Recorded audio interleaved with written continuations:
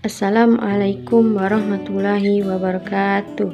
Saya Nadila Erika Putri, Prodi Pendidikan Guru Sekolah Dasar kelas 1M.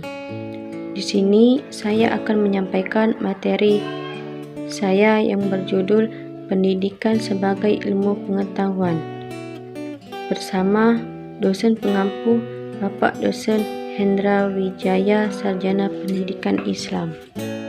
Pendidikan sebagai ilmu pengetahuan adalah suatu proses mentransfer ilmu dari pendidik kepada peserta didik. Ilmu yang ditransfer umumnya ilmu pengetahuan yang bersifat memberi pengetahuan peserta didik dengan harapan peserta didik mampu mengetahui segala macam keadaan alam, sosial, dan kebudayaan yang ada di dunia. Misalnya, pada pendidikan formal atau sekolah, objek utama dalam proses pendidikan adalah ilmu pengetahuan. Baiklah, untuk penjelasan yang pertama, syarat berdirinya ilmu pengetahuan. Ilmu pengetahuan adalah suatu uraian yang sistematis dan metodis tentang suatu hal atau masalah. Ilmu pengetahuan harus ada objeknya, adapun objek ilmu pengetahuan adalah objek material dan formal.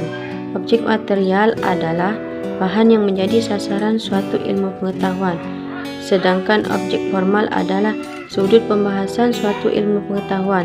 Misal, ilmu jiwa dan ilmu manusia, yang kedua ilmu pengetahuan itu mempunyai objek material yang sama.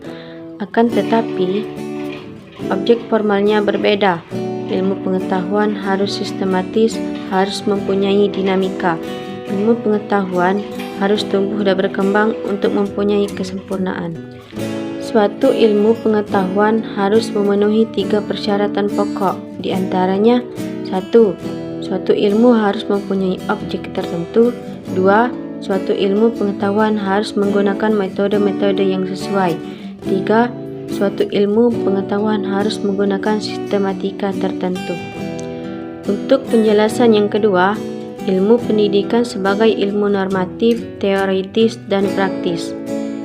Ilmu pendidikan sebagai ilmu normatif. Sebagai ilmu pengetahuan normatif, ilmu pendidikan merumuskan kaidah atau pedoman atau ukuran tingkah laku manusia. Sesuatu yang normatif berarti berbicara masalah baik atau buruk dari perilaku manusia. Ilmu pendidikan merumuskan peraturan-peraturan tentang bertingkah laku manusia untuk mencapai keteraturan hidup. Pandangan filsafat tentang manusia sangat besar pengaruhnya terhadap konsep serta praktik-praktik pendidikan, karena pandangan filsafat itu menentukan nilai-nilai luhur yang dijunjung tinggi oleh seorang pendidik atau suatu bangsa yang melakukan pendidikan. Nilai yang dijunjung tinggi ini dijadikan norma untuk menentukan ciri-ciri manusia yang ingin dicapai melalui praktik pendidikan. Ilmu pendidikan sebagai ilmu yang bersifat teoritis dan praktis. Ilmu pendidikan bersifat teoritis dan praktis karena berkaitan dan strategis tindakan mendidik atau praktek mendidik. Dalam ilmu mendidik teoritis, para cerdik pandai mengatur dan mensistematikan di dalam pikirannya masalah yang tersusun sebagai pola pemikiran pendidikan.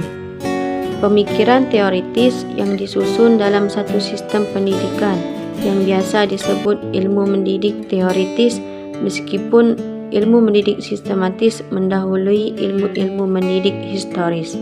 Akan tetapi, ilmu mendidik historis juga memberikan bantuan dan memperkaya ilmu mendidik sistematis. Penjelasan yang terakhir, cabang-cabang ilmu bantu pendidikan. Cabang ilmu pendidikan dibentuk oleh sejumlah teori. Ilmu pendidikan dibentuk oleh cabang ilmu yang terkait satu dengan yang lain, membentuk suatu kesatuan. Cabang-cabang biologi, ilmu biologi sebagai salah satu ilmu pengetahuan alam yang mengkaji tentang segala sesuatu yang berkaitan dengan makhluk hidup dan kehidupannya. Filsafat diciptakan oleh manusia untuk kepentingan memahami kedudukan manusia, pengembangan manusia, dan peningkatan hidup manusia. Geologi adalah cabang ilmu yang mempelajari segala sesuatu tentang bumi. Farmakologi dapat didefinisikan sebagai ilmu pengetahuan yang mempelajari interaksi tubuh untuk menghasilkan ilmu pendidikan.